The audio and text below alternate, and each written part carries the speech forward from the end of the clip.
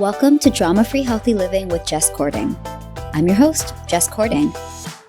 I'm a registered dietitian, health coach, and author, and I'm here to help you streamline your wellness routine and establish a sane, more balanced relationship with food and fitness so you can reach your goals without losing your mind. On this podcast, we'll talk about nutrition, exercise, self-care, mindset, and more. I'll be bringing you interviews and expert insight on the topics that matter to your health and wellness.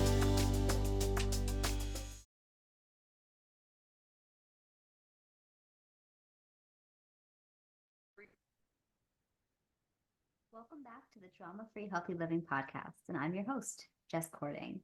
So in this episode, we're going to talk about how to protect your time and energy. This is huge. I have been an RD for a little over 10 years. And what I have found so many of my clients struggle with is feeling like they don't have enough time, or that one of the biggest barriers to taking care of themselves is feeling that there are so many other demands on their time that they can't prioritize their well-being. And I don't want to come across as being like, no excuses, because that's not the vibe here, right? Like, because anyone of you guys who knows me even a little bit, whether that is from real life or social media or this podcast, like, I get it. I know that sometimes crazy things happen, or you're just trying to do a lot in a short period of time. You want to help others, you want to get it all done, but then at the end of the day, you have to admit that you're human, and this is not easy. I think especially those of us who grew up with the idea, being fed the idea that you can do anything, you can be anything, took that to heart and to mean that we need to do all of the things. I joke sometimes about being in recovery from girl boss hustle culture. So if you can relate, you might enjoy this podcast, especially. So a lot of these tips you're going to find in my second book, The Farewell Tour, A Caregiver's Guide to Stress Management, Sane Nutrition, and Better Sleep. But you do not have to be a caregiver to struggle with setting boundaries with your time and energy. It is just so easy to give our time away. And I have professional experience with this. I have personal experience with this. Like, I know that it can be really hard to draw those lines and to say, okay, this is what's for me, my time, and this is what time I have for others and to do other things. So these are just a few tips to help you navigate that and protect your time and your energy a little bit better. So let's talk about time stress first. So time stress, this can result from having a lot of demands on our time. So that feeling of worrying about whether you're going to get everything done, or stressing about your to-do list, feeling like there's not enough hours in the day, classic time stress. So for this, it's very important to identify your natural energy ebbs and flows. And I understand that we can't always control this, right? Like, for those of us who may be working for organizations where our hours are set and there are meetings scheduled for us, we can't always say, oh, I'm sorry, I can't do that, executive meeting, because I'm better suited to tasks like filing and at 2 p.m. I know that it's not always realistic, but like, as much as you can, identify which types of day are best suited for which types of tasks for you.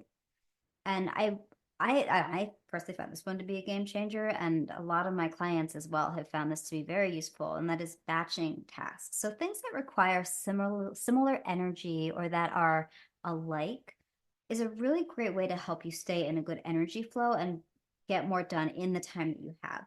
When we're constantly shifting from one type of task to another, we've got like 20 tabs open on our computer and our brain, it's really hard to get into a good groove. And you can please feel free to go back to previous episodes on this podcast with some of my psychology experts sharing their insight on attention span and focus. I will link to those in the show notes so you can check them out.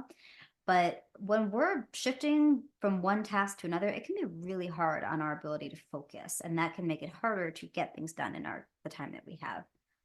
I also think it's really important to be realistic with yourself about what you can actually accomplish in a set amount of time.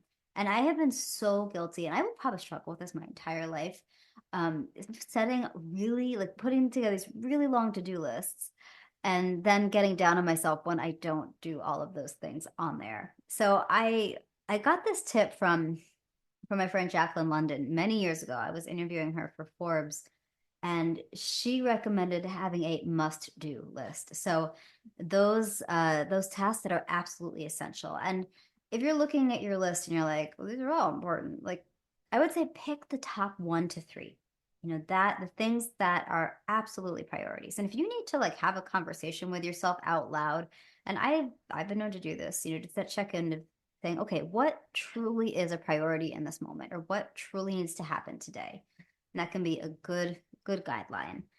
So, and then, I think once you have your must-do list, you know, decide what to do first. I love the phrase eat the frog, which is, essentially you want to do the task you're most dreading first to just get it out of the way. I know that not everybody likes to do things that way. My husband and I joke about this a lot. Like he is a classic procrastinator. He will prefer to like play video games and do like random stuff on his phone until like the last minute that he has to do the thing. And I'm like, I can't rest until I do the thing. And then I can maybe rest. But then, I always struggle with like, well, then there's more things to do. So, but big picture, identify how you want to space out those tasks as much as possible. And again, it won't always be in your control, but I think being clear on what you need to accomplish, what your time frame is, being realistic with yourself about what you can actually do helps you make a realistic plan you can stick to rather than beating up on yourself for not getting done 20 things. It gives you the chance to feel accomplished that you tackled the top 2 that needed to get done. And so beyond that, so let's talk a little bit about when there's others who are demanding your time and attention. And I remember the first time that I really came up, like someone really called me out on having a hard time saying no. It was, and I do tell the story in the farewell tour as well. But I was at this networking breakfast. I used to go on this weekly networking group, and and I remember at the time my dad was really sick. I was exhausted from taking him to chemo and going back and forth to New York and New Jersey and running my business and just like never having a moment to just like be. And this person was asking me to help with this like some kind of committee of some kind, and it's like 7:50 in the morning, and I'm just staring at her, and I'm like, I didn't want to say I can't do that or I don't want to do that. I have no energy to do that. I started rattling off all these different reasons why I would love to do it, but I just can't right now, and I don't know. And she just stopped me. She interrupted me. She just said, "No is a complete sentence." And I just remember like I felt like I wanted to melt into a puddle on the floor. Because she was totally right. I was just bullshitting. I wasn't bullshitting. I was just like talking in circles because I was too scared to actually say no. And do not be scared to say no, especially when it is something that is going to deplete your time and your energy. And because when we don't, you've heard this a million times, but when you don't fill your own cup, you don't have as much to give to others. So it's not selfish to set boundaries.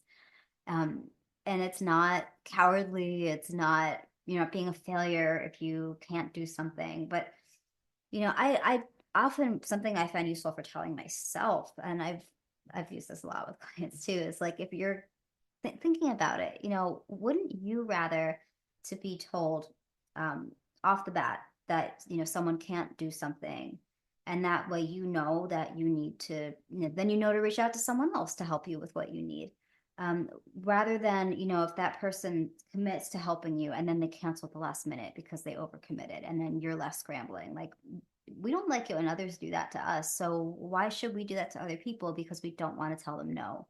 Um, so I just like to keep that in mind. Um, so yes, no is a complete sentence. And it can take practice to get more comfortable saying no. And you don't have to say the word no if you really like can't. You could say that you wish you could do something, but that, to say, my magic phrase is, I don't have the bandwidth right now. I don't like to make up excuses. That's just not my style. My husband teases me that I'm physically incapable of lying. So if someone asks me a question, they are going to get an honest answer. This is like the Sagittarian's disease. but you don't owe people an explanation. Granted, if it's like a professional setting, it's your boss and you're having to explain why you're not able to commit to a certain thing, or you need to discuss your workload. I think it's important to have talking points and to be able to articulate some reasons why you may need different accommodations, or that you might not be able to do the thing that they're asking, or in a time frame. In that case, it's more opening a conversation. But I think that there are ways to soften the language and still get your point across, depending on your comfort level and the situation. This is another one that, gosh, this one's been a game changer for my clients, which is to use a calendar to keep track of your time. And then put your own damn name on that calendar. Oh my gosh, especially if you use an electronic calendar where other people can book time, it is so easy to just watch that time get eaten up. So, this is something I started doing with clients, 6, 7 years ago, where, I would tell them to, if there was even if it was like 20 minutes a day, right? They just block off a little bit of time to take care of themselves, whether that's like take a break, do a workout, eat, something like very simple things that can be really hard to make time for, and just put their own name on their calendar. Aside from helping make sure that that thing that they need for their well-being gets done, it also, so when you see your own name on your calendar, it's also a subtle reminder that your stuff, your well-being matters just as much as all those other quote unquote priorities on your to-do list, on your calendar. So put your name on your calendar. I mean, I still do this today. Like, I look at my electronic calendar and I do have little blocks of time where it just says Jess. And it's a reminder to me not to book stuff there. Because if you are like me, a recovering people pleaser, it can be really daunting to like be looking at your calendar and to know that technically you're not doing anything for that 30-minute window that someone's asking of you. But, it takes discipline to honor that. But I know for myself, seeing my own name there is that reminder, like, hey, this, you block this time off for a reason. Don't go back on that. So that can help. Also, getting organized, that's a big one. So by this, I mean, so that can mean physically organizing your space. The less time that you spend hunting for things can really help. If you are somebody who, whenever you start a new task, you're looking all over the place for the things that you need.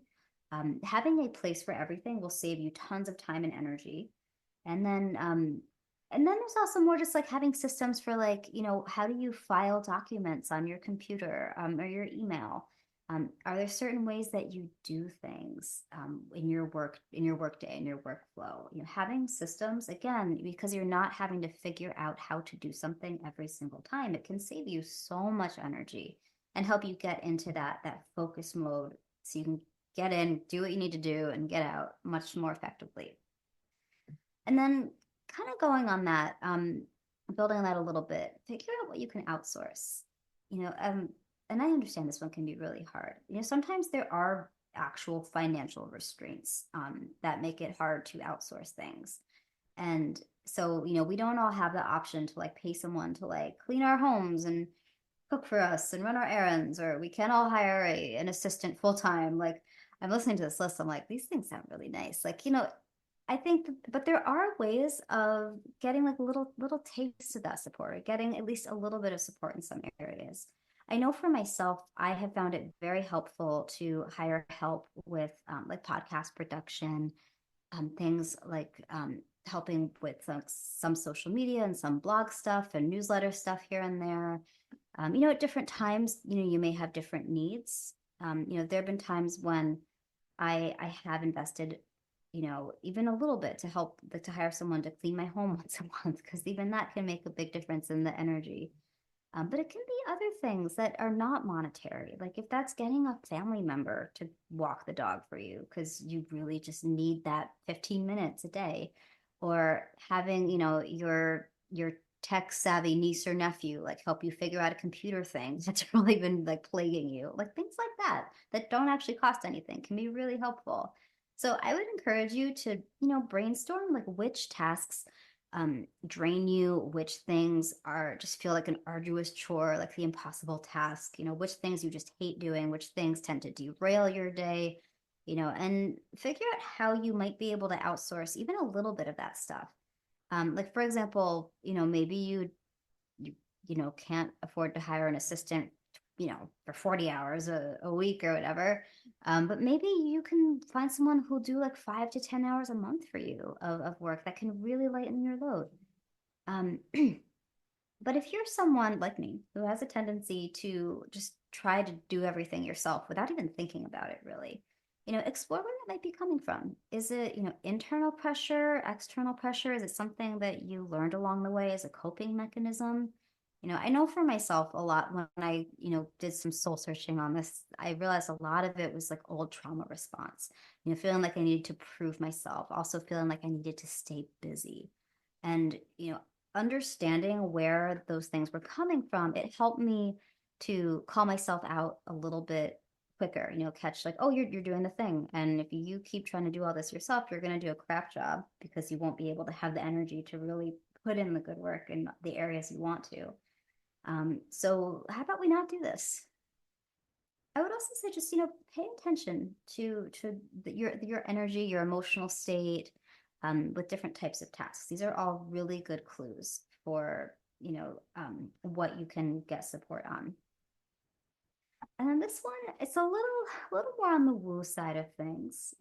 As a lot of you guys know, I grew up with and my mom was like always using sage and incense and essential oils and crystals to cleanse our house, especially because when I was a young teen, she was working with hypnotherapy clients in our house and needed to like cleanse the energy between clients and after clients, before clients. Also, that house was super haunted. Let's be real. If I had not believed in haunted houses, I think spending even like a weekend there would have turned me into a believer. But and it's funny, like I went super clinical with my training, but over the years, I've never abandoned those rituals. It never, I think because I grew up with it, it never occurred to me that it was anything like weird or, out there. It was just what we did.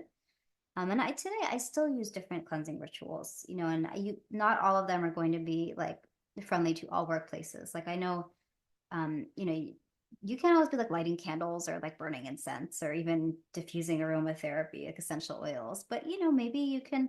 One of my favorites, I like to put essential oils on like cotton swabs, so that way it's like a little bit of the smell, but it's not overwhelming. Or you can use a spray of different essential oils or cleansing.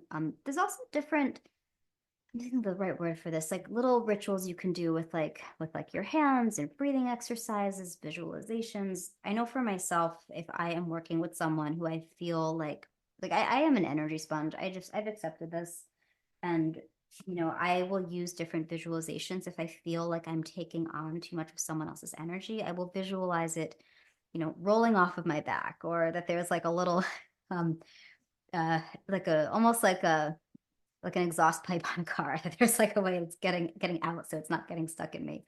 Whatever works for you. But I do feel like if you have a tendency to just pick up stuff that's not yours, energetically speaking, you need these cleansing rituals.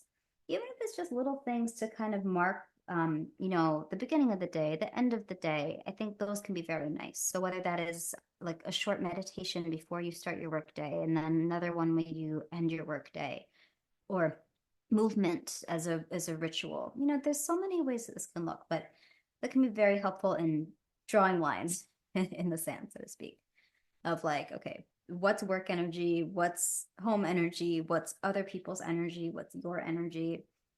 Definitely lead into those rituals. And they don't have to be super woo. Just because I grew up with that around. There's so many more say mainstream ways of incorporating ritual.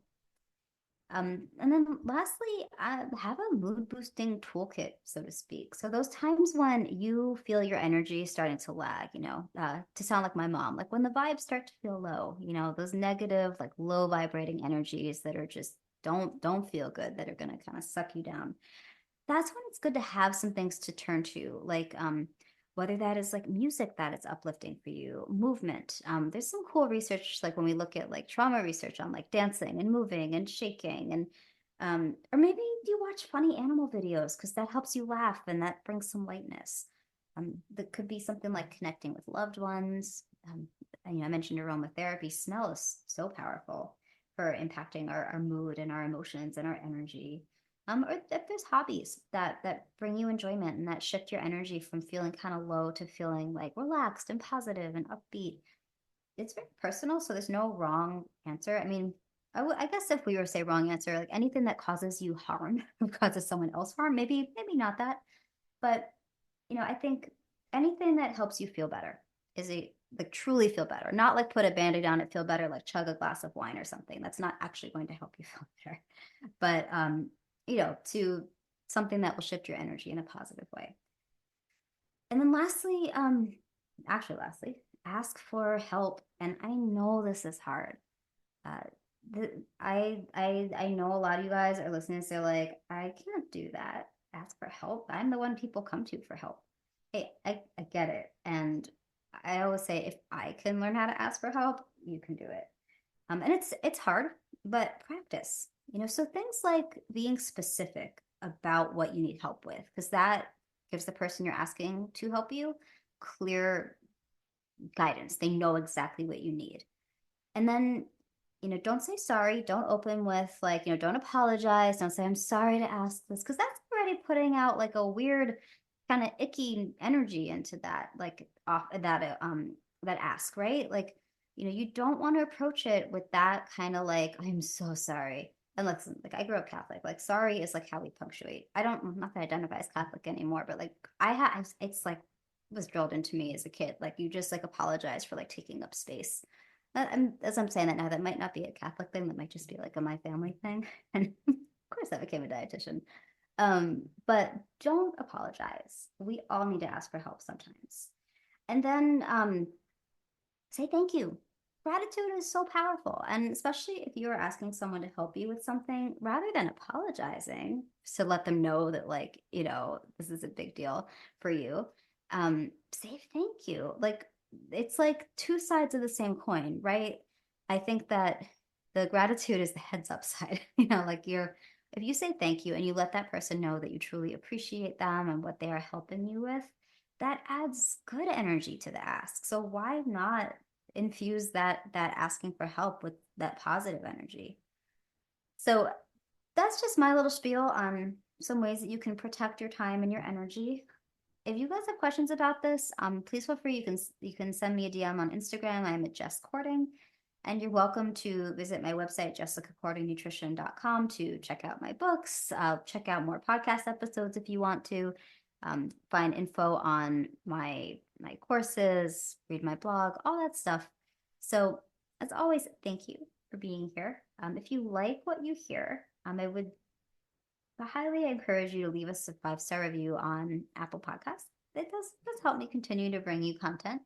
And if there's someone that you think would benefit from this episode, maybe there's a people pleaser in your life or someone who's always trying to do it themselves, share this with them. Maybe it'll help them start prioritizing themselves a little bit more. As always, you guys, thank you for your time and your energy. Have a wonderful day, and we'll talk soon.